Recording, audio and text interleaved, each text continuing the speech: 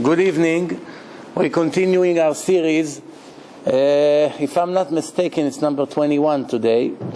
I already lost count. But you always follow the dates, then you know which one comes next. And the series of the Talmud.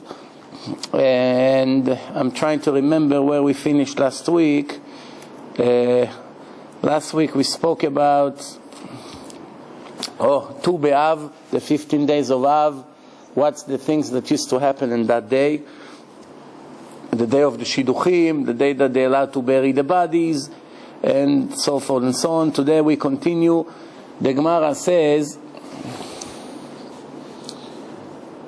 that we actually finished last week Masechet Ta'anit, but the last thing in Masechet Ta'anit, the Gemara says, Amar Rabbi Elazar, Atid HaKadosh Baruch Hu la'asot machol HaTzadikim beGan Eden. There will be a time that God will make a special party for the righteous people in heaven, and God Himself is in the center, and all the tzaddikim are around Him, and every one of the tzaddikim will point with his finger and will say, remember, this is a whole spiritual world. There's no bodies there.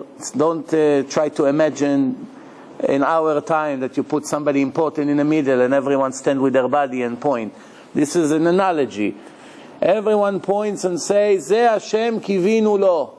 We have a beautiful song that we sing in the weddings. This is God that we hoped for. Kivinu lo veyoshienu, and He saved us. Nagila v'nismecha bishuato. Now finally it's the time that we can dance purely with His salvation, which will be the final one. Then we're starting today Masechet Megillah, as we continue in the right order. Amar Rabbi Yitzchak. This is one of the Gemarot that you hear everywhere, that you have lectures in Etik, in Musar, in Yeshivot. Try to encourage the learners, the students, to learn better Torah, to put more efforts. They always use this Gemara. Let me share this with you. The Gemara says like this, Amar Rabbi Yitzchak, Im yomar lecha adam yagati uvelo matzati. If a person come and say, listen, Abba, Dad, Rabbi, teacher, whatever it is, yeah, I promise you, I did my best and I didn't succeed. I learned, but I didn't succeed. Don't believe him. It's not true. What do you mean? If a person, remember what we're saying here, not talented, not smart, not having a great memory, not sharp, doesn't have any wisdom, one of the last one online. Let's not describe him further, okay? If he puts his life into the Torah, it's just a matter of time, whether it's going to take 5 years, 10 years, 20 years, or 50 years, but he's going to make it in his lifetime to have a complete kinyan, to have control in every chapter in the entire Torah, the Bible, the Gemara, the Halakha. I've seen it in my own eyes. I don't know, 10, 15 years ago, we had a guy in the yeshiva that everyone who came to the yeshiva within months became better than him. And he was already at that time more than 3 years learning. He wasn't so sharp. Everyone who came, after a few months, already become better than him in a Gemara. So apparently he had to switch from one student to another, because everyone who learned with him right away became better than him and wanted to progress. So he went to the Rosh Yeshiva and said, listen, it's too much, it's too slow for me, the learning. I want to move to the next level. So you saw him sitting and basically not really progressing for 3.5 years. But what did this guy had? It was very, very serious in his learning. Very serious. For instance, he would never be late even 1 minute. The rabbi say to the people who used to come late, you see, you're 2 minutes late. This is Torah we're dealing here. We're not talking about driving school. This is Torah here. 2 minutes, it can be fortune, it can be eternity. It's not a joke. Every letter in the Torah, it's a huge mitzvah. What do you think? It's a game to be late? So the people used to make excuses. No, Rabbi, why? It's 3 o'clock now. It's, after lunchtime. The people, it's 3 o'clock. What? He said, no, it's 3 or 2. No, in my watch it's 3. You know those arguments. So then one time the Rosh Yeshiva said, listen, I don't care. I don't care about the clock. For me, the learning begins when this guy opens his Gemara in the morning. That's officially the time. He knew that this guy is never, ever going to be late. And remember, he's supposedly all this time the worst in yeshiva in learning. Then after 3.5, 4 years, all of a sudden, in a period of days, week, 2 weeks, not more than that, Hashem opened up his head, and all of a sudden, all the delay that he had were all cancelled. Within short period of time, he became the best in yeshiva. He went right away, express to the highest shiur. Why? Because you have to understand, learning Torah is nothing like any other learning in life. Any learning that you have, like math. You learn 1 hour, you know X amount of math. You learn 100 hours, you know 100 times more. You learn 1,000 hours, it doesn't matter. It's not a snowball. Every hour, it's the same amount of information you gain. If you learn the same equal efforts in math, so you learn 1 hour, let's say you got 1 pound of math, just for you to understand what I'm talking about. You learn another hour, 2 pounds. You learn 1,000 hours, 1,000 pounds. You learn 1,000,000 hours, it's still 1,000,000 pounds. That's how it is. But the Torah, it's not like this. The Torah, it's a snowball. Why? The more it gathers together, every minute is a little bit better than the previous minute. It's very interesting. So after years, what you do in 1 hour, as far as understanding and putting things together, nothing to compare in the hour 5 years ago. This is a spiritual kind of learning. Don't ever try to compare it to history or math or anything else that you're going to learn in your life. Because this is 100% a gift from God. And God is the only one who decides how much He wants to give to each learner. Depend on how. How does He make His decision? Why Reuven will get it easy and Shimon will have to sweat a lot? Why? One criteria that He checks is first who you used to be in your previous life. Remember, this life is a continuation of the previous one. So, if you were a very serious learner in your previous life, there's no reason to put you in a very low level to start from zero. Right away, within years, as a kid in yeshiva, everybody understands that you're very good. Why? Because Hashem wants you to go to few level higher. If He push you back all the way to the beginning, what's the point? You repeat another life. You get the same thing. He wants you to get quickly to where you stopped, that from there you can go now to higher levels. Maybe you learn Kabbalah more, things that you didn't do before. If you didn't take the Torah serious in your previous life, so now you start with nothing. Also, the most important thing, and this is what I'm talking here about, is the first reasons why Hashem help you in the learning is how much effort you put in the learning. If you are very serious, if you sacrifice a lot for the Torah, if nothing around you tempts you to leave the Torah and go make money or go, I don't know. Like everyone has things that attracts him. Sports, this, family members. There's always obstacle when you learn Torah. You have to go here, you have to go there, you don't have money, you have to pay some bills. So you close the Gemara, you go to work, you forget about the Torah. No. Everyone with his own obstacles. When a person gives his life for the Torah, then Hashem opens his head, mamash like a gift. He used to be a rabbi, his name was the Sdeh Chemed. That was his title, Sdeh Chemed, beautiful field. Well, it's based on a book that he wrote, that was the name of it. And he was an average person in the yeshiva.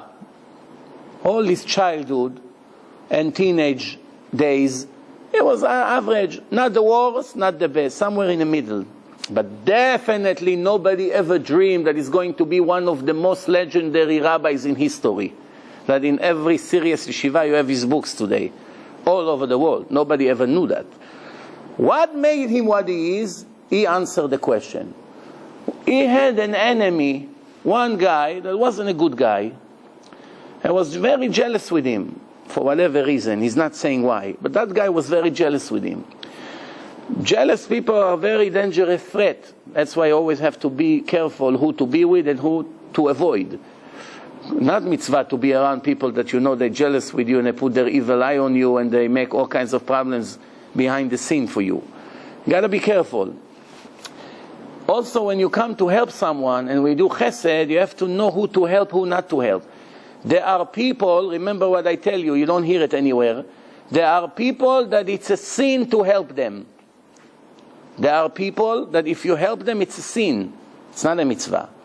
And I don't have time to start clarify it for you which one yes, which one no, because the lecture will take a year. You know? But use your head. Amevin yavin. Who is a mitzvah to help? Or who is forbidden to help?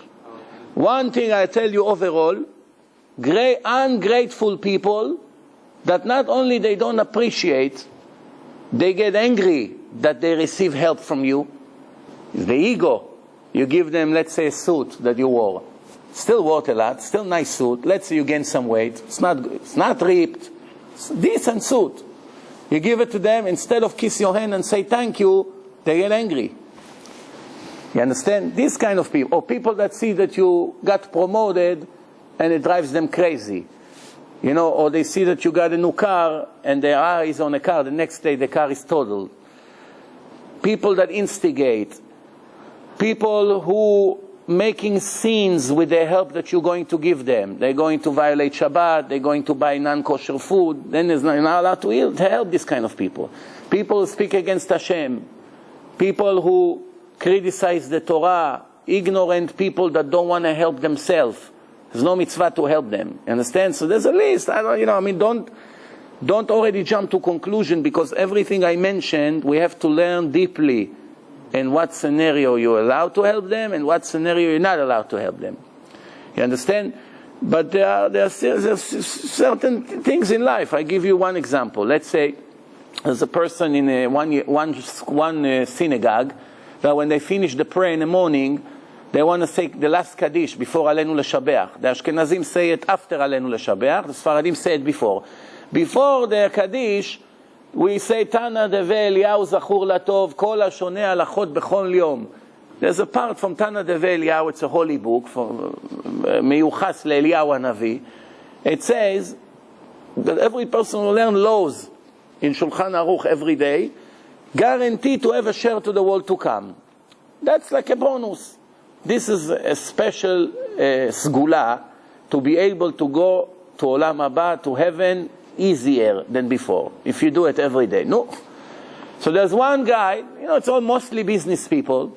He get angry that, there's a custom in many synagogues that one person, either the rabbi or one of the people who prays there, that he opens up the Shulchan Aruch and reads 2 halachot.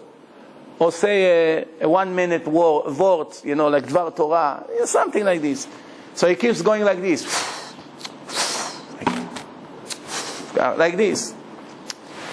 And everybody feel awkward, like this guy doesn't want to even hear 1 minute of Torah. So now they are asking if they're allowed to answer Amen on his Kaddish. Because believe it or not, who is the person who says the Kaddish after that Torah learning? That guy. His father died. He's in the ear of his father. The most productive Kaddish to the deceased people is the Kaddish that you say after learning Torah. It's called Kaddish. It's the most productive. Al Israel, Val Rabbanan. That's the most important Kaddish for the souls. That's why they pushed it into the prayers. And when they finish Yeshivot, they finish. So one guy say Kaddish, or in the end of lectures, they say Rabbi Hanina ben Akashia Omer, and then everybody say Kaddish, all the Yetomim, the orphans. So who needs it the most? This ungrateful person. And he's the one who is not interested in this Dvar Torah. So they ask if when he say Kaddish, they're allowed to answer Amen on him. Or not to let him say Kaddish, to go like this to him. We're not interested to hear you praising God. We're not interested. Get out of here. Goodbye. What do you think the answer is?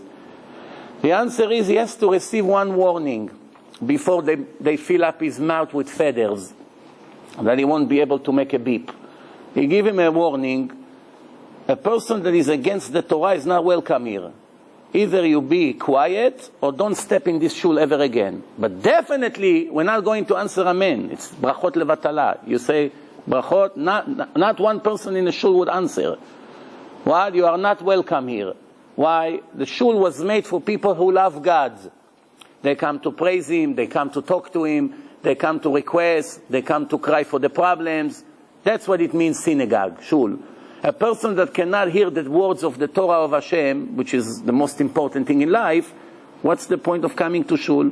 Didn't he read that the Torah say, "Amesir ozno mishmoa Torah gam tfilato to'eva"? Someone who removes his ear from listening to Torah, his prayers is also despicable. Hashem is not interested in his prayers. You hate my Torah, you come to talk to me? Why am I interested in you? You understand the idea here? So there are people that definitely they don't deserve your help. If you have some energy and you want to help, make sure you know who to help. In everything in life we have halachot. Who to help, who not to help. Sometimes two people deserve help, but one comes first. Your relative, people from your own community, someone who learns Torah is the first one on the list. Someone who saves other people, make them religious, is on the top of the pyramid. Nothing is more important than this. So you finally have some energy to volunteer. Definitely have to know who comes first. If you don't have an opportunity, so you go to the second best. You don't have an opportunity, you go to the third best, fourth best, fifth best, but it's an order. You don't jump to the end. Buy donuts for Hanukkah party when it's not important at all. And you lose your 10% maaser to give to nonsense. Or to open another synagogue on top of the 5,000 synagogues that we have and half of them are empty. We need another $6 million. Help, help. Now, some of these synagogues begin to close. I hear around. Right? Because one guy with his ego wanted to open himself a shul, and he obviously couldn't get enough people to come. Nobody pays the expenses of the building. To build a building, people like to give. Why? They put their names. You understand? So that's an honor. Ooh, everyone comes see my name. But then later, some of them will be very disappointed because, yeah, their name will be on the building, but nobody will ever come to read that name. You know, even when you want your name to be put somewhere, you might as well know where to put your name. And just that you know that the Zohar say that if they put your name on something that you donate, right away most of your reward is gone. Why? Because people will pay you respect. Your shidduch of the children will be easier. In business, people will ask less questions about you. Why? Because everybody knows you are the great philanthropist. Your name is on a building.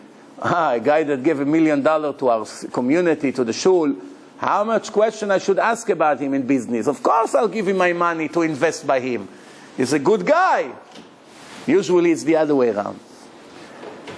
The biggest thief in the history of Monsey is the #1 person in hospitality. He brings more guests than any other family in the history of Monsey. But what can I do that all his money is stolen? From miserable people he steals, and then he brings miserable people to feed them in their home. Like Robin Hood. But Robin Hood was stealing from the rich. He steals from the poor. People who works for him for 4 or 5 years, they save $10,000, $20,000. Say, yeah, you can keep it by me. Why? They can't open a bank account. They don't have social security. I don't know, all kinds of reasons. And in the end, of course, they never get their money. You understand what's happening? Don't ever think that a person that is good in tzedakah is honest. Don't ever think if he's generous and he gives tzedakah, is a decent person. He can be a big drug dealer. He can be a big fraud guy that's stealing from the government and from the bank, and what comes easy goes easy. It can be different reasons. So don't be ever impressed by what you see from the outside. It's very, very complicated today. And people, believe me, many people fall into this trap because of these things. And sometimes the only reason they give is to hunt new people.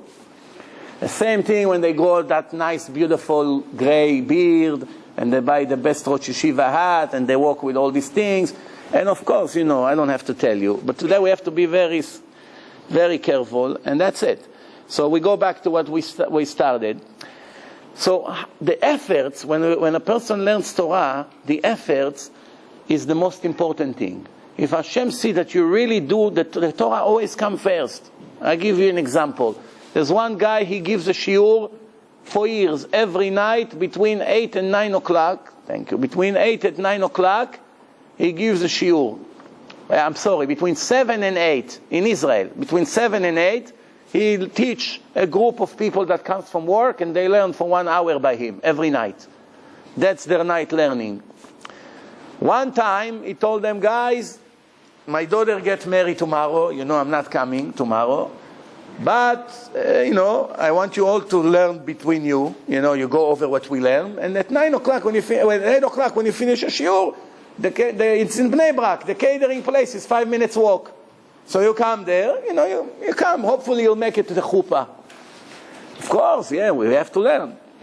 All of a sudden, they see 7 o'clock, he showed up to the shiur. His daughter get married. Few blocks away. It's the night of his daughter. He said, my heart didn't let me not come teach the shiur. Let's do it quick until 8 o'clock. Anyway, until the rabbi come, until they check everything. For sure, he won't start before 8. He gave the shiur as usual, and he came to the place, and everything was not even starting yet. Only by 9 o'clock, the chuppah start. If you know what I mean. It's very common.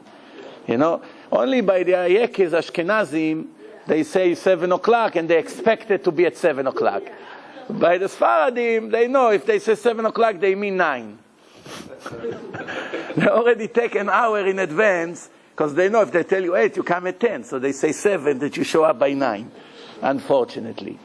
I heard a nice joke. What happened when a Chassid and a Litvish get married?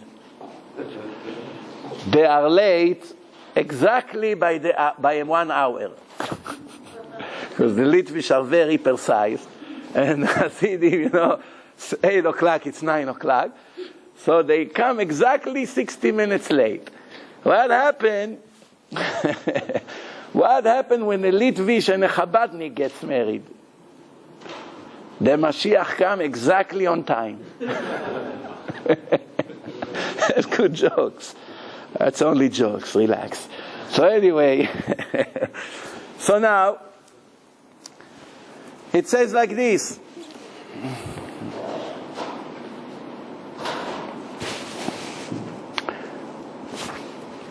Yagata v'matzata. If a person say yagati, yagati comes from the word yegi'ah, efforts. And I didn't find. Here, I put my life in a Torah and nothing came out of me. Don't believe him. Check him well.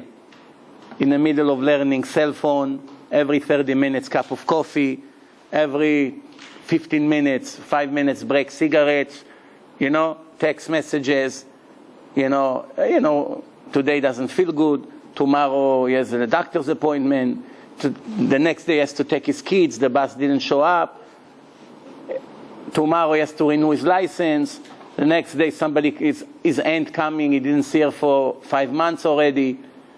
The Gaon Mivilna, he did not see his sister for 50 years. 50. 50 years since they were kids. One day he heard, remember there's no telephone 250 years ago. No trains, no planes, no cars, no internet, nothing. No UPS, no FedEx, no camera on your laptop, that you can see your sister even though she's in Honolulu or Zimbabwe. You don't have it. So the Gaon Mivilna heard that his sister at the door. Surprise! Surprise, no? What did he do after 50 years? He got up, he came out, oh, my sister, Baruch Hashem, you're alive. How is your life? Everything good? How is your husband? How's the kids? Everything okay? A minute and a half, he talked to her. Forgive me, I have a mission in life. I have to go back right away to my Torah. We will meet again in heaven. Goodbye, shalom, finished. Today, a person who learns Torah, every other day is not showing up. What happened? You didn't come yesterday. My friend had a birthday party. Oy la busha, leaving Hashem's Torah for birthday, foolish birthday party. Everyone became paro, birthday. The only one who celebrated birthday in the Torah was Paro. Why are we learning from Paro? Huh? No Jew ever celebrated in the Torah birthday. Only Paro. And all of a sudden, all the Jews became Egyptians. So every other day, birthday party. The next day, there is the final World Cup. Rabbi, believe me, Rabbi, you know how many games I didn't watch?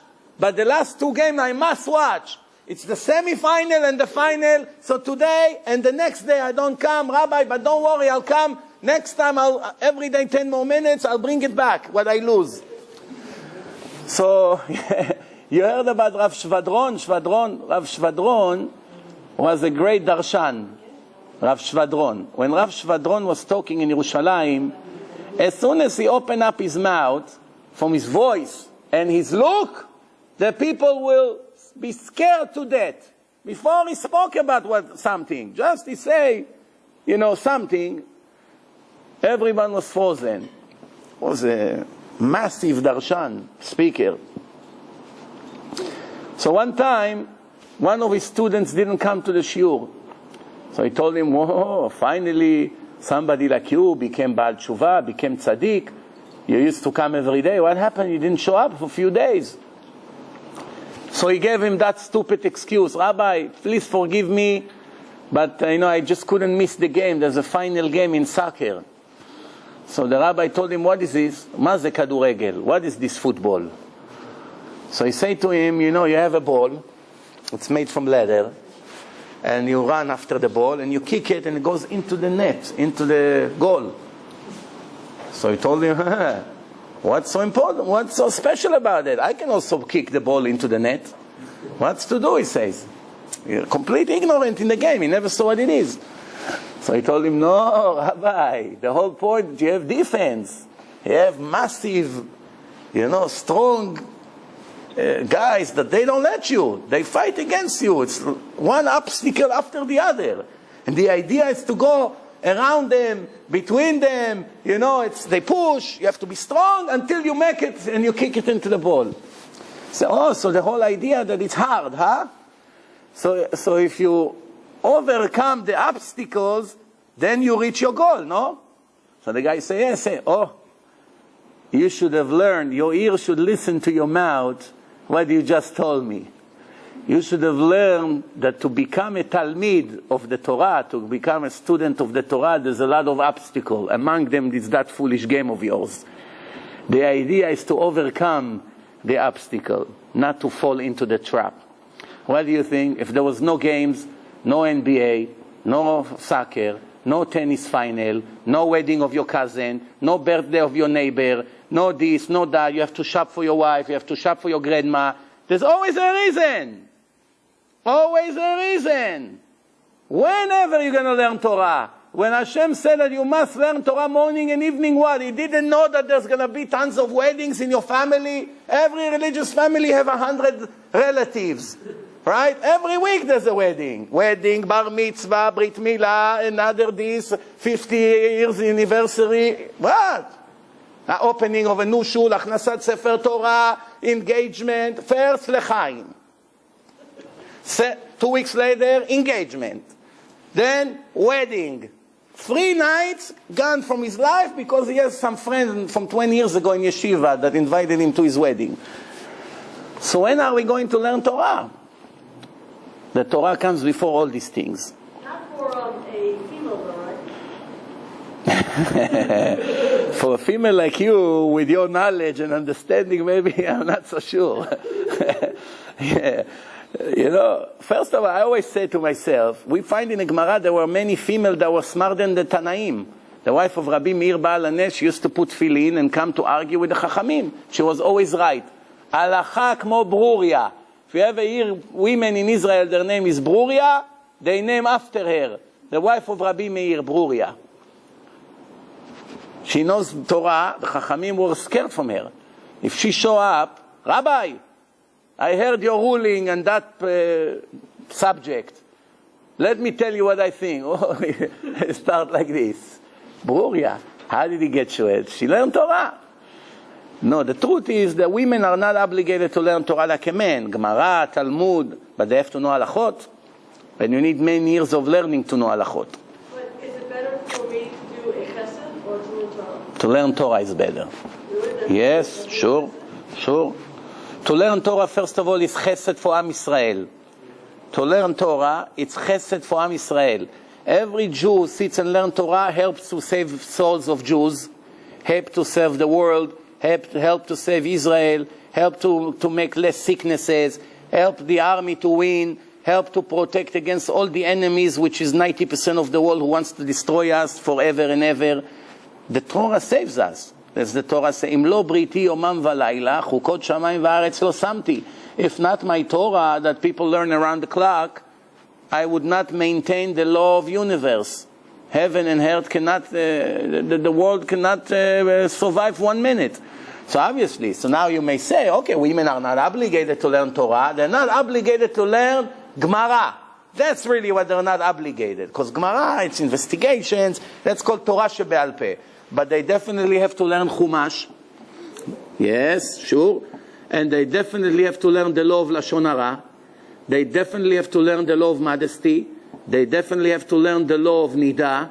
They definitely have to learn all the laws of Kashrut, all the worms, the flies in the food, how to clean, how to make it kosher. They have to learn laws of husband and wife, all the laws of raising children, right? Musar, all the laws of Shabbat, all the laws of brachot. Here is 50 years of learning to get just to that. For a woman, 50 years of learning. I just named to you 50 years of learning. So who is to say that women don't have to learn Torah? Who? If a person doesn't learn Torah, he becomes automatically a Rasha. He doesn't want to be a Rasha. He loves Hashem, but he cannot be tzaddik. There is no way ever to become a tzaddik without being educated. There's no way. Because you want to do the right thing, and in the end you do bad. Women, they all think that they're not obligated to learn at all. Okay, no, so they're all listening to my lectures. You know, when I walk here on the streets, when they see me shopping for Shabbat, every other woman, I watch you on the internet, I watch your lecture, so now they're going to hear it, no? That dear Bukharian women, you have to learn Torah. Especially when your husband is in 47th Street all day. He needs somebody to teach him when he come home. So it's your job. Good? You okay now? Very good. Now, I wish it would be only the problem of the Bukharian women. It's a problem of every woman, every Jewish woman all over the world. Now we have to understand, some women have more time than others. A woman that has 1.5 kids, she has time. A woman that has 17 kids, a little bit harder, you know. Hashem cannot judge them equally. With 1.5, usually I tell you, the women that have 17 kids, they manage. The women that have 1 or 2 kids, they don't stop complaining. Talk to my husband, I need help, I can't take this anymore, it drives me crazy. But the women with the 17 kids, it's an army. She's in charge of an army. When I call the guy that is in charge of my yeshiva in Yerushalayim, Rabbi Chizki's name, there is never a way to talk to him 1 sentence and to understand what he answers. Impossible. You know why? He lives in Yerushalayim in such a small apartment, and he has 10 kids.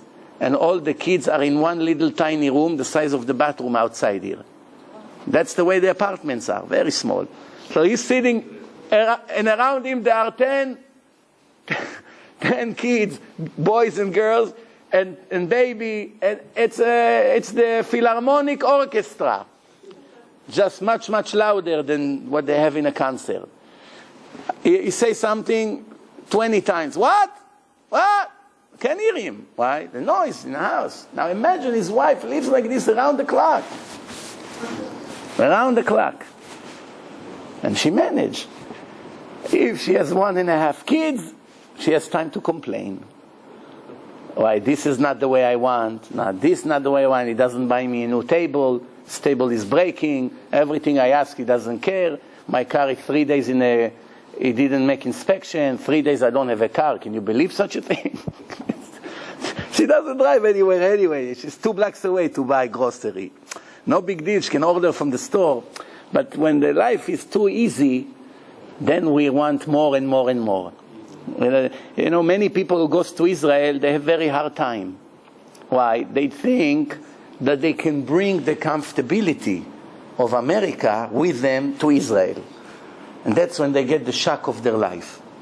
Because even moving from here to Europe, in a materialistic way, it's a horrible tragedy. And you move to France, to Belgium, to England, everything smaller, smaller car, narrow street, tons of bicycles everywhere, train in the middle of the street with electric, completely different than here. Compared to the life here, it's hard to believe, you know. It's mamash, amazing, different kind of lifestyle. But over there, it's much better when you move to the poor neighborhood of Yerushalayim, and the houses are from 200 years ago, right? In the Bukharian neighborhood and in other neighborhoods, everything is old and small, and now they move from the beautiful private house from Brooklyn or from Monsey, and now all the 7, 8, 9 kids have to manage in 1.5 room, and the kids have to sleep in the living room, they have to open the beds. Forget it, there's no minivan, there's no Costco, no Walmart. One woman told my wife, everything I already managed, but there's only one thing I can't stop thinking about, to bring the mall with me here. She had a mall that she used to go every other day. The mall she doesn't have, that mall with Costco and Walmart. That was her life. All right, let's go back. So the Gemara say, Yagata velo matzata al ta'amin. Don't believe. If a person say, I learn, I put my life, and I did not become a Talmid Chacham, cannot be. Matzati velo yagati. Now it's the other way. A person come and say, here, look at me. Ask me any question you want, I know. Ask me Gemara, ask me Chumash, ask me Rashi, ask me. And I don't even learn 2 hours a day. What? I've been in yeshiva for a little bit, and look, I'm a genius. Everything I hear, I remember, I know. There are people that are very smart, I'm not saying no. But to be a real Talmid Chacham without efforts, nothing like this ever happened in a history. Cannot be. Except that baby that 50 years ago was born, 50, 60 years ago, he was born and he remembered the whole Torah from his previous life. The angel didn't make him forget. So the Rabbi from Gur, after 45 minutes, took him in a room, they made some Kabbalistic ceremony, and they made the baby forget all his Torah. 3 years old, he knew all the Gemara by heart. He tells you the Bach, the Taz, Shulchan Aruch, Rambam, Rosh, Gemara this, Gemara there, Rashi, Tosfot, everything by heart. He walks with his lollipop. So Amar Rashi, Tosfot doesn't agree, and this Masechet this, 3 years old. 3 years old. So besides that guy, everybody else has to work very hard to know the Torah. You know how much you have to learn? Try to drink the whole ocean in the world. 72% of the world is water. How many years is going to take you? The Torah is larger than the ocean. Right? The only difference is that when a person wants in this life everything for himself. So this materialistic lifestyle, what is it like? A person who drinks water non-stop. But what water? From the ocean, salty water. The more he drinks, the thirstier he gets. That's a good analogy. The more you drink, the thirstier you get. Why? Same thing Coca-Cola and all these sodas.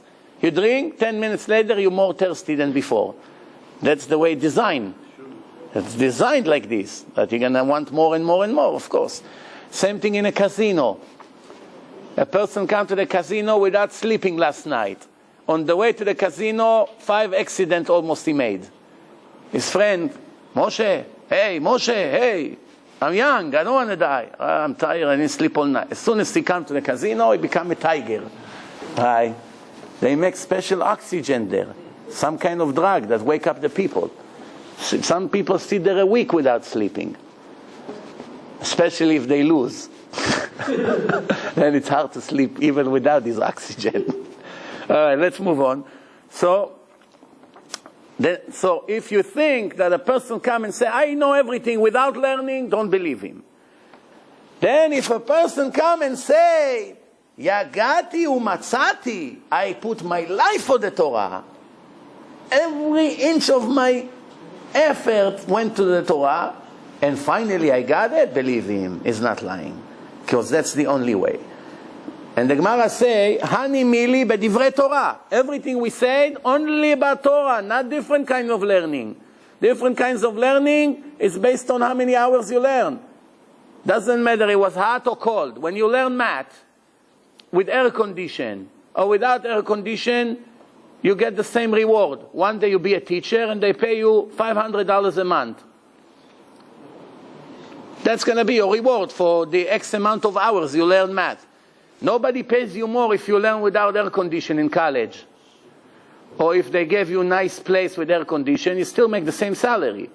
But by the Torah, every pain you had, your back hurts, humidity, air condition, no coffee to wake up, your Gemara was falling apart, the yeshiva had to walk up the hill, so many different obstacles. For every little thing you get a separate reward. Lefum tza'ara agra. According to the efforts, that's how the reward is. But in business, aval b'masa u'matan, negotiation, business, it's all siyata dishmaya. It's whatever Hashem wants. You can kill yourself 70 years from morning to night. Farmer, working, killing himself. Barely pay the bills. Sit with your cigar in Manhattan. Somebody show you a nice blue diamond. You make 5 phone calls, $2 million commission in 5 minutes. That's what happened over there. What do you think? Or a lawyer, $600 an hour. For what? For not reading the contracts. Yeah? Bring 100 lawyers, connect them to lie detector. Maybe one of them read what he's supposed to read. They don't read. If you ever think that you go to a business meeting, your lawyer read what he was supposed to read, I promise you he didn't. You have to take the papers and read it. Because you have to mark all the things that it looks fishy or suspicious or, God forbid, against you, and bring it to his attention and force him to read it with you. That's the only way to be protected. Why? They just don't read. Not divorce lawyers, not business lawyers, not real estate lawyers. Many years ago, I went with a guy to buy a place here in Far Rockaway. The price was nothing. I keep saying to the guy, it's too good to believe. Doesn't make sense. The place worth $300,000, they want $140,000. So he keeps giving me this answer. No, it's a woman, 90 years old, Mrs. Orenstein. You see her, she doesn't even hear. You have to scream to her ear. So I say to him, you sure? He says, yes, she doesn't care about money so much. She just wants to sell it. And she's still living in the old days. She doesn't understand that now real estate is on the way up. We go, we talk to her. Yeah, you have to scream to her ear. In the end, she was smarter than everyone together. She was the only one who tried to trick everybody. In a closing,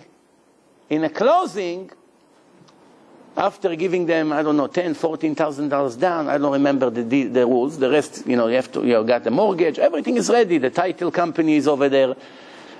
In the closing, I said to the lawyer, give me the papers 1 minute. Give me 5 minutes. And this was a religious lawyer.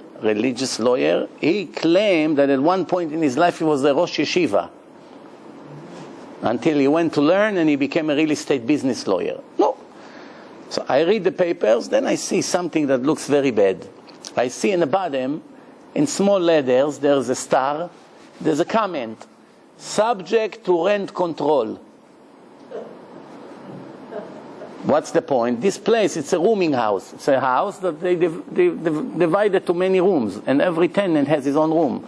They have a shower in a hallway, it's like a little tiny motel. I comes to the lawyer, I say, tell me, what's this? Now here is the point. The fact that he didn't read the contract, that's a very big crime. He has to go to jail for that. But a bigger crime is that when you catch him that he didn't do the job, he continued to lie, to bury you with his own hand. As one thing that you're lazy and you didn't do what you're supposed to do, it doesn't mean you try to hurt someone intentionally. You just don't do your job. That's an indirect damage. When someone brings it to your attention, whether you're a doctor or a lawyer or engineer, and you know you're going to bury that person which pays you money for your service, Not to admit that's a matter of ego, prestige. He doesn't want to make himself look like a fool. That's nothing. But my intuition inside, something is telling me something is fishy here. I look at this black guy from the title company. I'm thinking to myself, how do I find out what it is? I'm not an expert in this. I say, can I talk to you 1 minute outside? The title guy is not my representative. He comes from the title company. I'm just showing you what a world of lies here, what's going on here. So everyone is looking. Say, okay, he comes out. I took out $50 bill. I say, here, that's for you. All I need from you is just translate to me this line. He says, that means that if you buy this house, your life is finished. I say, why? He said, because all the people who live here for more than 10 years, you can never raise the rent. The rent has to be almost zero because it's from many years ago. And now these women are charging them fair market value. All it needs, that one of them will file a complaint and they go back to the beginning where this building was funded. Many years, 30, 40 years, and you have to pay 1.5 times penalty to every tenant to ever live here. And I say to him, wait a minute, but I wasn't the owner then. Maybe you mean from now on. He said, no, from the beginning it becomes your responsibility. What a stupid law. Which means it's liability of millions of dollars. Now you understand why it's half a price. And he doesn't read and doesn't care. And even when you show him, I have a friend, he told me that he went through a divorce. He lost millions of dollars because of his lawyer. The lawyer caused him a direct damage. That's what's going on here. You know, in my last lecture over there when we spoke about, you should know every Monday I'm in 73rd Avenue, corner of 172nd Street. So 2 weeks ago when we spoke over there, I brought a story of two doctors. One was a beginner, and one was an old doctor already that worked for more than 25 years in a hospital. And the doctor went home, the doctor with experience, and the new doctor saw that one of the patients began to choke, and didn't know what to do. So he called up the doctor. He said, listen, this patient is starting to cough and he's sweating, he's choking. What am I doing with him? He said, just give him this medicine. So he told him, you sure? I'm talking about that one. He said, yeah, don't bother me at home. And he hung up the phone. He gave him the medicine and he died. True story that happened in Israel. Then he called him up again. He picked up the phone. What again? He said, don't ask what happened. I gave him what you said and he died. Who? That one. Yeah, the one I told you. No, not this one. I thought you were talking about this one. Yeah, you didn't give me 10 seconds to explain. I was trying to explain to you which patients. But you're so busy with your ego, you don't even want to listen. Life and death is nothing for you. He ran quickly to the hospital, and the patient died. And you know how many times it happens? You have no idea. Not to talk about abortions, all these doctors who make abortion, they already have genocide in their file. For all the babies they murder, and their children and grandchildren that were supposed to be born. Now if they kill in an abortion baby, they don't know who is this baby. It was 3 months old, 4 months old. Maybe this baby was supposed to be Rabbi Yosef. For that he's going to get punished. For that. It's not just another body you killed. It's the potential of the person. Who knows who was supposed to be? Maybe he was a person that will make 50,000 Jews religious. It did not come to the world from your murder, taking your knife and butchering the baby. Why? Because his mother cannot afford an extra $500 a month expenses. If she only read the Torah, she knew that the babies come with their own living. It doesn't come from her. Hashem attached their parnasah to their parents. Ignorance. Oh, it's always one thing, ignorance. So the Gemara continue, but in business, it's all siyata dishmaya. You can kill yourself, make nothing. You can do nothing and make plenty. That's how it is. Ubedevre Torah, also what we spoke about in words of Torah, it says that you have to know that it's also la'akumi girsa, when a person wants to remember what he learns and everything, he also needs siyata dishmaya. For that you have to pray. It's not enough just to put your life in learning. You have to pray every day to Hashem to open your head, to improve your memory, to give you more. Siyata dishmaya means assistance from God. Siyata, siyua, dishmaya, from heaven. Assistance from heaven. Amar Rabbi Yitzchak says, Im ra'ita rasha sha'asha'a mesacheket lo. If you saw a wicked person that is very successful right now, 2 or 3 years in business, everything he touches becomes gold. Don't start a fight with him.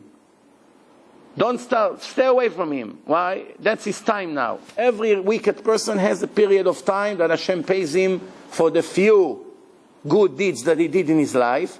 Now it's the time of payment. Nothing can disturb the plan of Hashem. Don't push you in between. You're not going to be able to overcome this wicked person, even if you're righteous. Shene'emar, David HaMelech, Tehillim 37, Psalm 37, Al titchar b'mereim. Don't make a competition with the wicked people. Don't feel because I'm righteous and he's wicked, of course I'll win in court. Depend. In a court of Sodom and Gomorrah, for sure you lose. If you're tzaddik, for sure you lose. But even today, in a court over here, what do you think? In a court here, no, it's already very bad. ולא עוד שדרכיו מצליחים. His ways are successful. שנאמר יחילו דרכיו בכל עת. Everything he does is successful.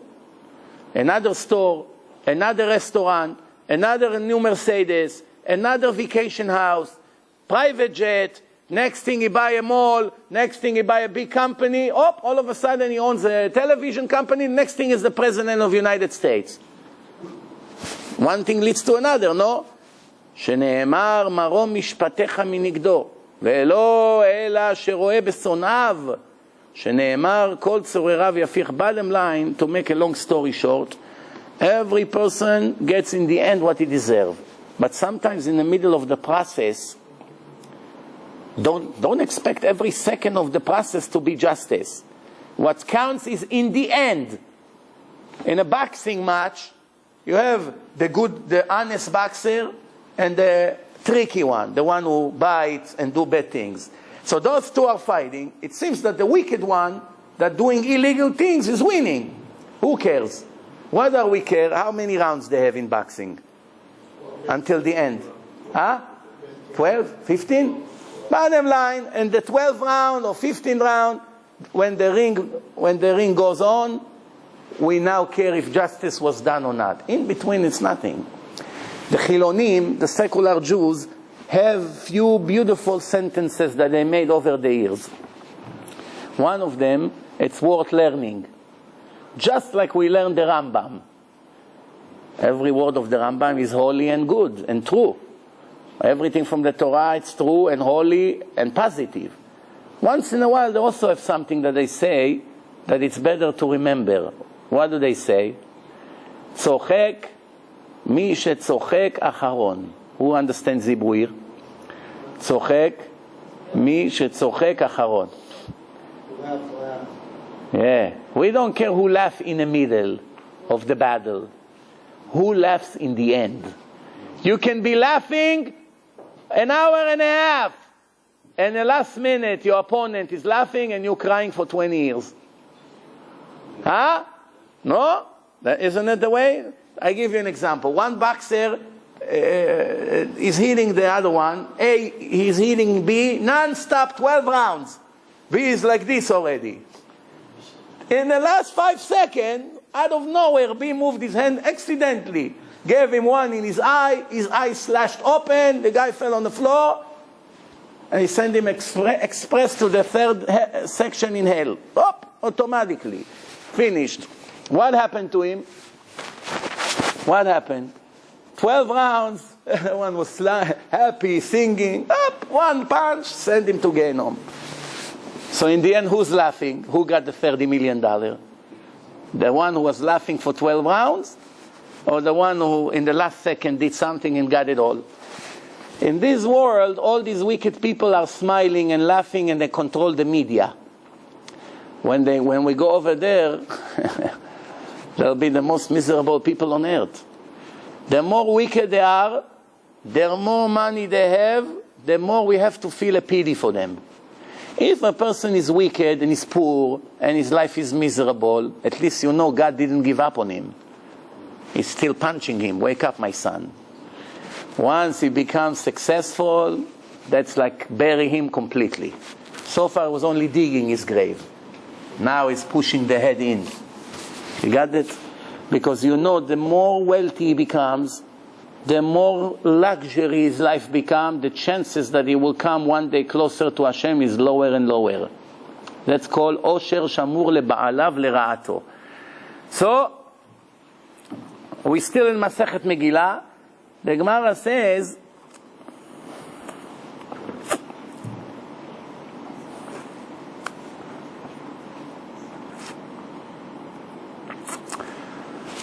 Amar Rabbi Yitzchak, still with Rabbi Yitzchak. What is it that the verse in Tehillim, Psalms 140, Psalms 140, Al titen Hashem ma'avayei rasha, zmamo al tafek, yerumo sela. Mr. Sela walked in, we got Sela here in the Gemara. So, what does it mean, this verse? It sounds like Chinese a little bit. Yaakov is begging Hashem not to let his brother Esav be successful. Hashem, please do not let the plan of the wicked person, it's talking about Esav, be successful. Don't let it succeed. Zmamo comes from the word mezima. Mezima means a bad plan. Al tafek. Tafek means to produce. La'afik, produce a record, produce a book, produce a film, right? So that's called Tal Tafek. Don't let it come out and be successful. Amar Yaakov lifnei HaKadosh Baruch Hu, don't let Esav fulfill his desires. This is Germany. Germany of Edom. This is 2,000 years ago, before Germany was even in a plan. There's no Germany in the world. It's in Masechet Megillah. Don't forget that. The Gemara said, this is Germany. Yaakov said, this is Germany of Edom. If they come out to the world, they'll destroy the whole world. Rabbi Chama Bar Chanina says, how many tribes in this Germany? How many tribes? 300 כתיר איתה איכה בגרמניה של אדום. 300 tribes are in this Germany of Edom. Go to the encyclopedia, put Germany. This is what it says. 200 and something years ago. I don't know exactly, I don't remember exactly the dates. But definitely we're not talking more than 200 years here. There was a person named Bismarck. He made the German Republic. He named that country a Republika Germanit, the German Republic. He gathered 300 barbarian tribes and unite them into one republic, which only years later became Germany. They knocked down the republic, became Germany, West Germany, East Germany. They separated, they reunite, they knocked down Berlin Wall, and that's what happened. This is the history of Germany. Who are they? Hitler and his friends, grandchildren of Esav, that came from the same womb where Yaakov, Israel, came, the same womb. And Hitler wrote in his diary, if you watch my film, Torah and Science, I show it over there, with the source. The war in this life is only between us to the Jews. First he starts, yes, we are the barbarian, and I'm proud of it. I'm proud to be a barbarian. I'm releasing humankind from two inventions of the Jews. Two things the Jews invented in this life. One in the body and one in the soul. In the body, circumcision, which is a Jewish invention. He looks at looking at that as a defect in the body. Like you get rid of a part of the body, so you're not perfect. When the Torah said the opposite. And the second thing, in the soul, they invented conscience. This is a Jewish invention, which means musar, ethics. You should not kill, you should not steal, feel bad about you, improve yourself. All these things that the Jews are talking about in the Torah got him crazy. And I'm here to release humanity from these two things, he writes over there. The war in this world is only between us, the German to the Jews. And everything else is all one big illusion. He said what he said without really knowing that that's what the Gemara says. That's the same thing between Yaakov and Esav. Esav's coming with 400 men to destroy Yaakov. The whole thing, it started already. They already started to fight in the mother womb. ויתרוצצו הנערים בקרבה.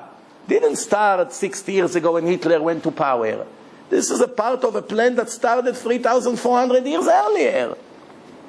But the Gemara knew about it. That's one of the proofs that the Torah and the oral Torah is divine. Nobody could have known 2,000 years ago there will be a country named Germany. You know? Put it down. Give it back to him. Nobody ever could known such a thing. The only way to do it is what? Is to know that you're able to see the future. And that's the only thing that is in the Torah. So the Gemara says, by the way, the same thing happened with Ishmael, the founder of all Arabs. Ishmael, the Torah says, Pere Adam yado bakol veyat kolvo, is a wild beast, the Torah says. And the Arab reads the same Torah. And the Arabs know they came from Ishmael. They may not like to hear it, but that's what the Torah say. And they are the one who say it's from Allah. Same Torah. It's in the Quran. The Quran says if you have a question about the Quran, you have any doubt, go to the Torah because it's more precise than the Quran. That's what the Quran says. Watch my film, Torah and Science. It's right there with the source. So, in the Torah it says that the founder of Ishmael is Pere Adam. Yado bakol veyat kolbo. Everything in the world, they somehow relate to it. They control the oil, they control the money, they control the politics. They have a massive power of buying. Everybody that wants to go with a new product, they're always afraid what they're going to say, to sell to Israel, not to sell. Everyone is afraid of them. How much we have to suffer in the airport. Don't get me wrong, I'm not generalizing. It's not all of them. Among them, there's many righteous people that keep the 7 laws and believe in one God.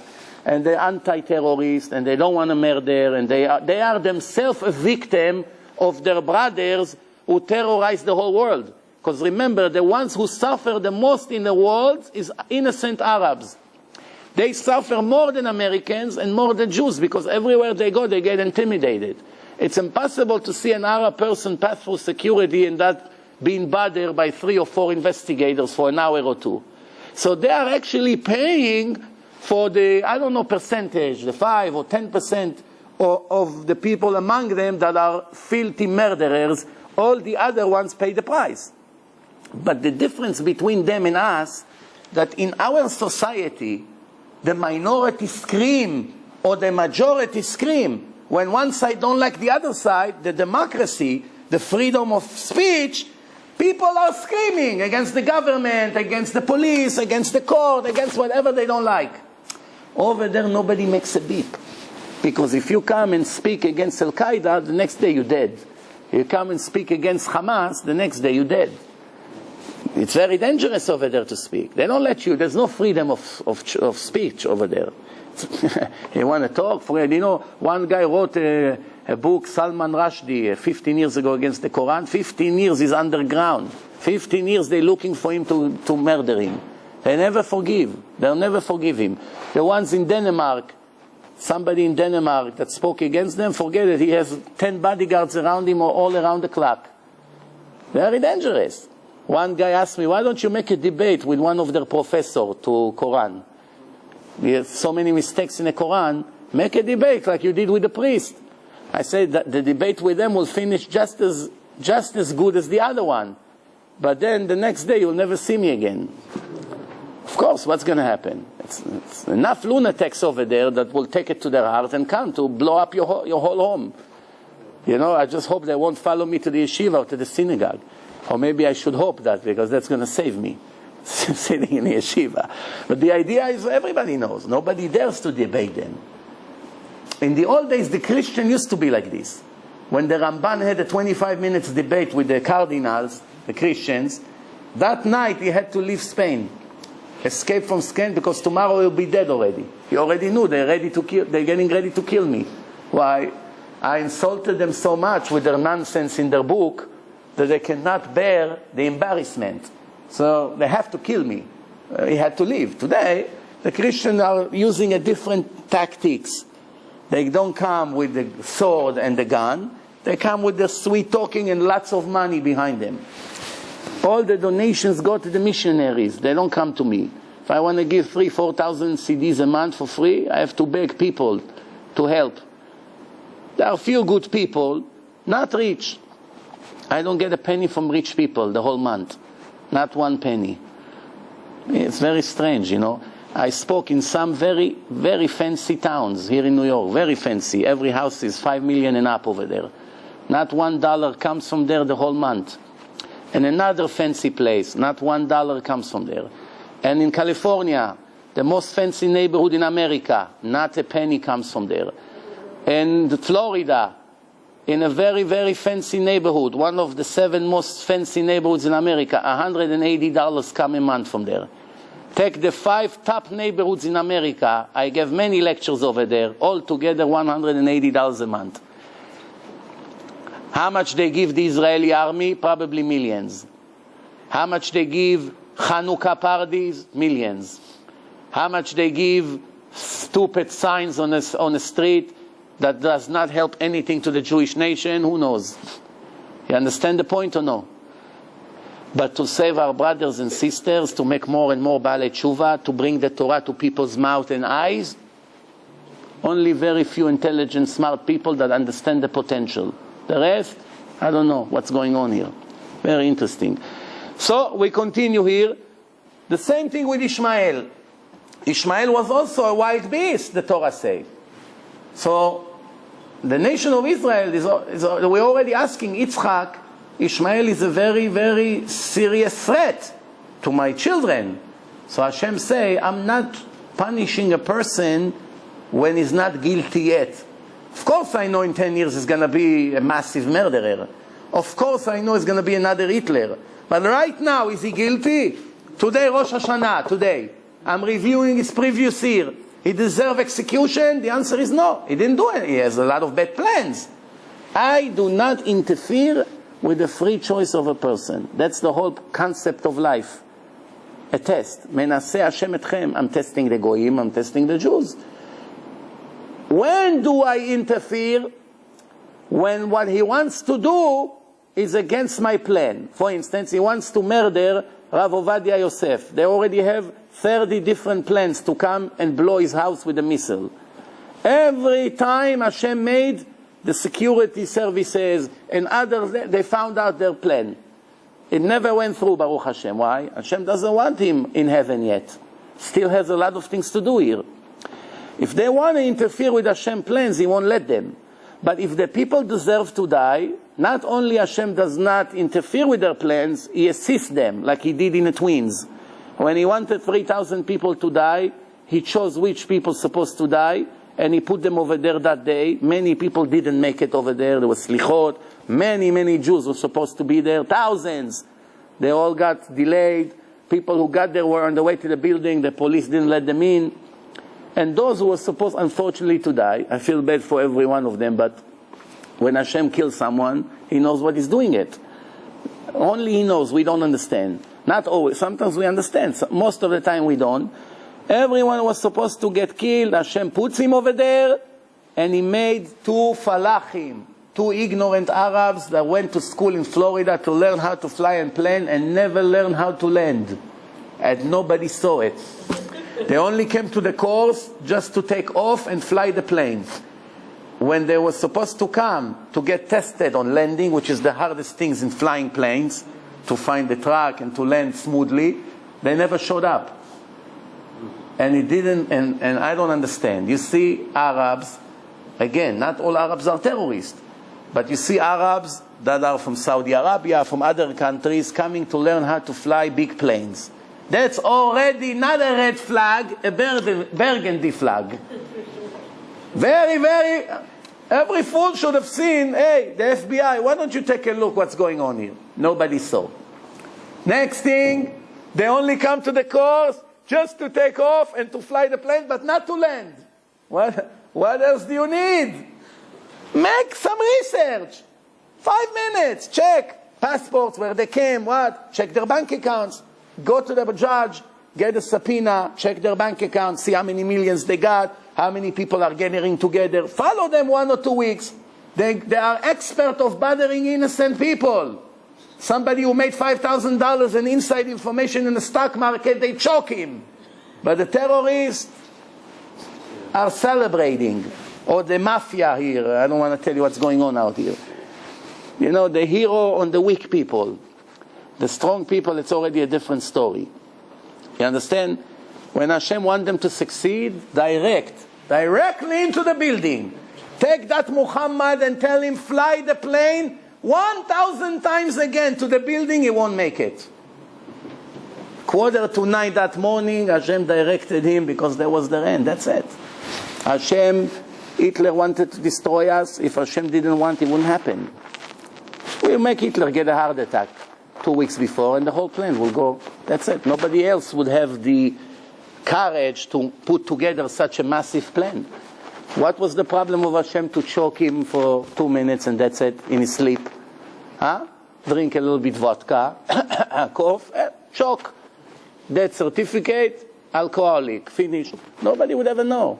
A year before he did it. The opposite. Hashem took an Austrian person, not bright, was in jail, all the negative, and he went to power in the most intelligent country in the world. Yeah? No? That's the history.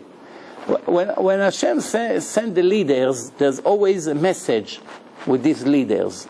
There's a message. Why Hashem chose Moshe Rabbeinu? He made him stuttering.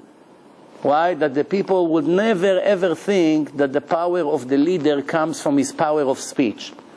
Oh, Obama, what a great speaker. Bibi, you know what a great speaker? Yeah, they are good speakers, they know how to talk. But when Hashem doesn't want you to succeed, you can be the greatest speaker in the world.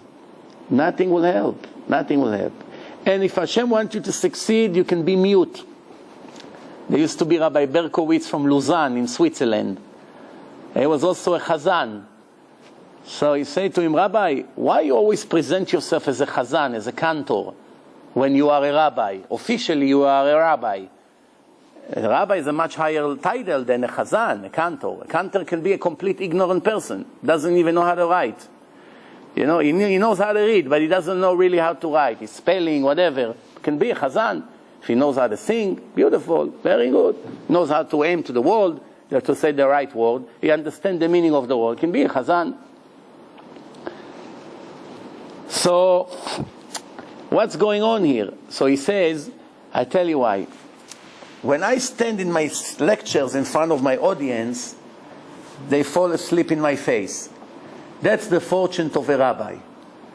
But when I'm a counter, I pray and they hold behind me. So when they fall asleep behind me, I don't get offended. I'd rather be a cantor that they sleep behind my back than they sleep in front of me. That was his answer. So when he went to get his Swiss passport, he went in front of a committee in Switzerland. Now you know the Swiss people are yekes. They come exactly 1 hour late. No, they're never late. You make a meeting with a German or a Swiss guy, he is not going to be late. It's in their culture to be on time.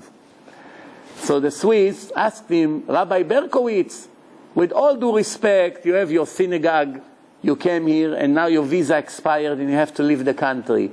Please give us one reason why we should give you a Swiss passport, why we should make you a little citizen. Tell us how you're going to benefit Switzerland, not the Jewish community. What are you doing for us? No, they have a legitimate question. So he told them, let me ask you a question. We all know that one day the Messiah will come, right? They all say, yeah. And so we all know that you believe that it's going to be JC, no? So let's say tomorrow night JC will show up here in Switzerland, in Zurich or Lausanne, and he's going to want to gather the people around him to tell them that the salvation begins, right? If he comes to you and he's going to come to say to you, Hashem shalach oti, ashrei yoshvei betecha, od yalu chasela. You're going to say, what? Excuse me, what? He's going to talk to you. What language is going to talk? The language he spoke when he was alive, no? The language of the Torah. The holy language. You won't understand him. You won't understand him. Nobody will understand him. He will get very offended. He comes to save his children, and they're all looking at him like this, staring, and they don't know what to do. Say, move! They stand like this. Sit! They get up. Then you're going to need me. He's going to come to me and say, Rabbi Berkovitz, help me out. These people don't understand. I'm going to have to translate. You're going to need me here. They started to laugh. Give him the passport. 5 minutes, he got a passport. Without test, without a serious, true story. He wrote his book. That's how he got visa. Maybe today wouldn't help, but that's how it was 50, 60 years ago. 50, 60 years ago. Time is running out. We have 10 minutes left, so let's take advantage on it. We're still in Maseret Megillah. Amra Knesset Israel. Now they're speaking about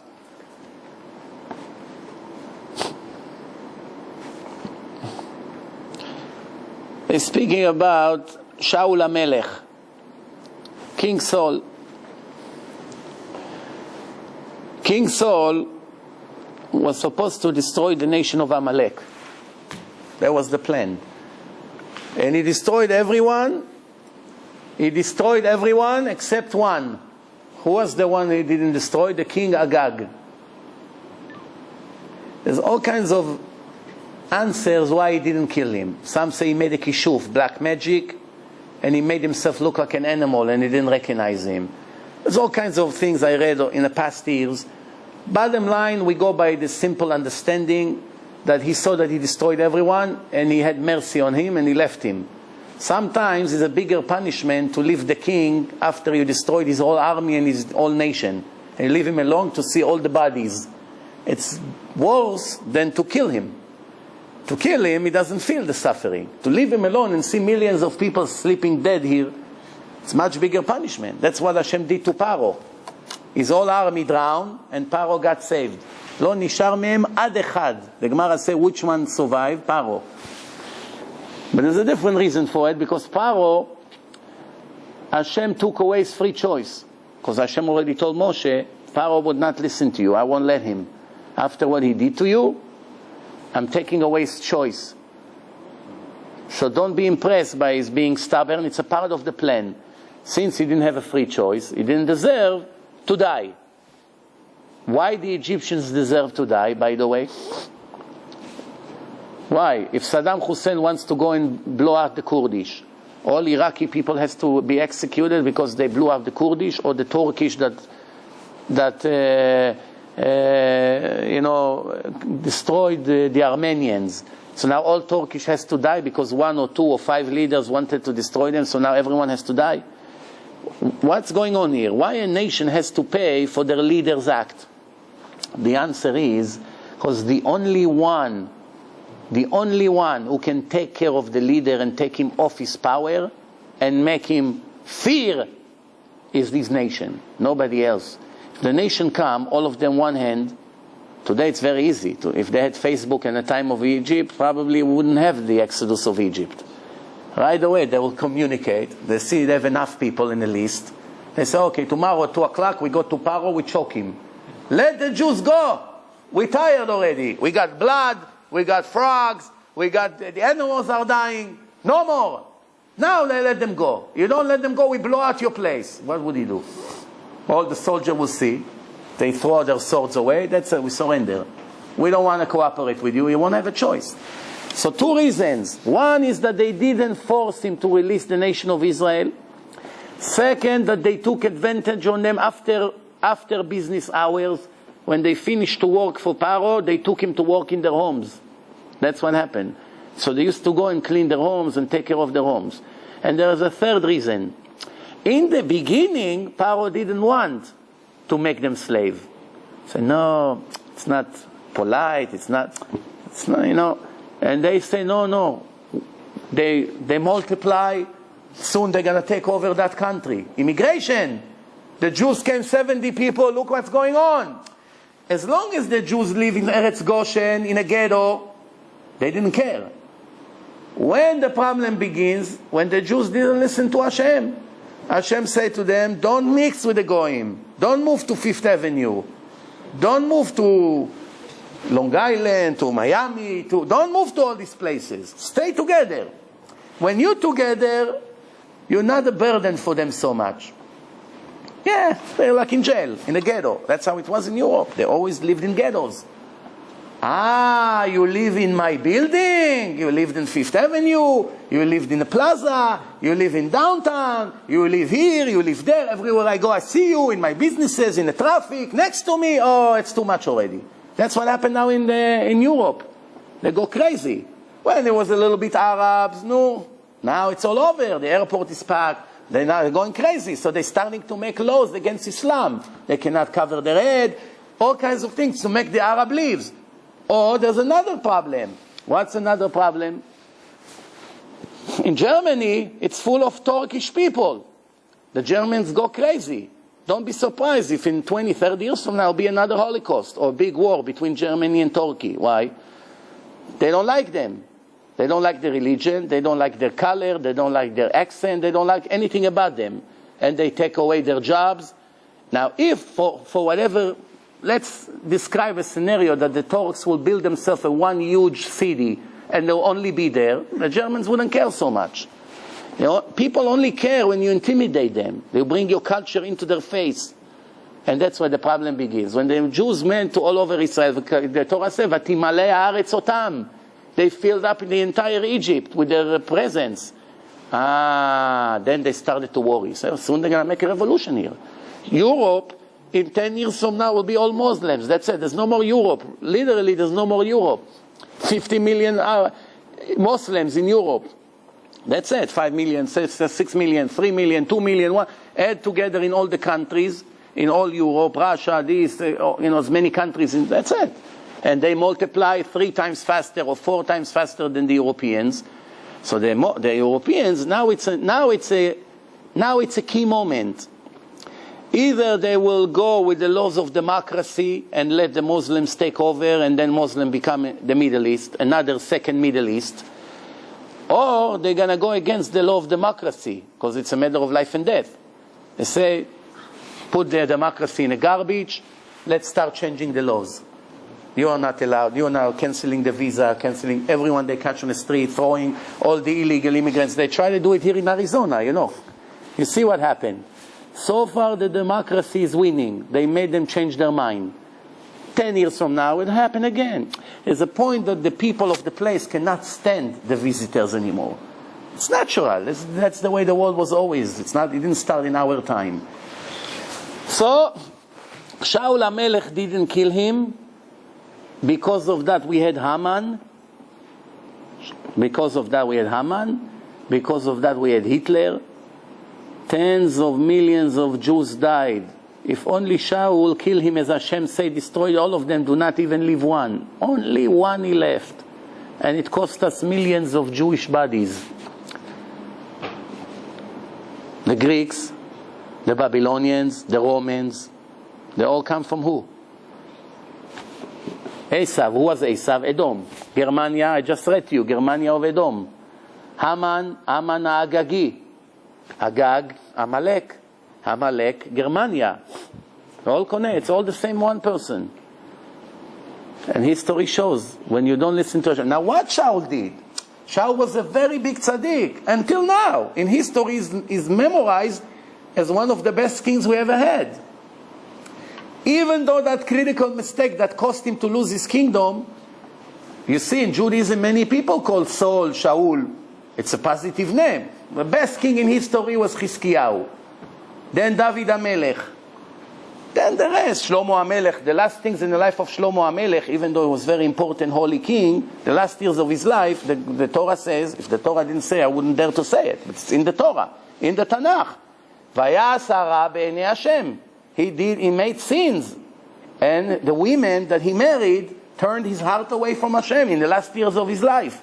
And the Torah is very objective because it's a divine book. You never find any bad word against Jesus in Christianity or anything against Muhammad in Islam or anything about Buddha in Buddhism. Never. Because people wrote it. They made it up, so they made it pretty. But over here, it's objective. Whenever David HaMelech made a mistake, it's in the Tanakh, in the Bible. Shlomo HaMelech made 1 or 2 or 5 mistakes, whatever it was, it's inside the Torah. Moshe Rabbeinu made a mistake, it's in the Torah. Aaron was involved somehow with the golden calf, it's in the Torah. Hashem got upset at somebody. Everything is in the Torah. Why? It's a divine book. Hashem is not a liar. He's not a newspaper reporter that writes what he wants to write. He has an agenda. You know? It's a different story. One little mistake. And why Shaul? Shaul had mercy on him. There's nothing to destroy. Plus, he didn't kill the sheep. And he told him, what is this noise of the sheep that I hear? He said, I'm going to sacrifice it to your God. What do you worry? Hashem told me to kill all of them. I'm smarter than Hashem. Why to throw $20 million to the garbage? Thousands of sheep, cows. Take everything. We'll use them for sacrifice. If we kill them, we might as well make a mitzvah with that. No, why to exterminate them if we can use it for mitzvah? No, I'm not going to eat it. Sacrifice this to Hashem. No? Good idea, no? You cannot mix your personal opinions and understanding and feelings when you got a direct order from God. Whether the order is in the Torah, whether the order came through a prophet, or whether God spoke to you directly. It doesn't matter how you receive the order. It's all divine orders. There is no room for interference. You just do it black on white. You don't move 1 inch. 1 inch. Hashem told you to make tefillin, there's 1,000 steps. You say, one of them I'll do better. Why should I do it like this? Let me do it like this, it's prettier. It's not kosher. You messed it up. Yeah, people wrote names of angels on a mezuzot. You ruined the mezuzah. Why? I wrote Shema Yisrael, V'haya im Shamoa, and then I started to add all kinds of nice things around it. I want to make it better. Pasul.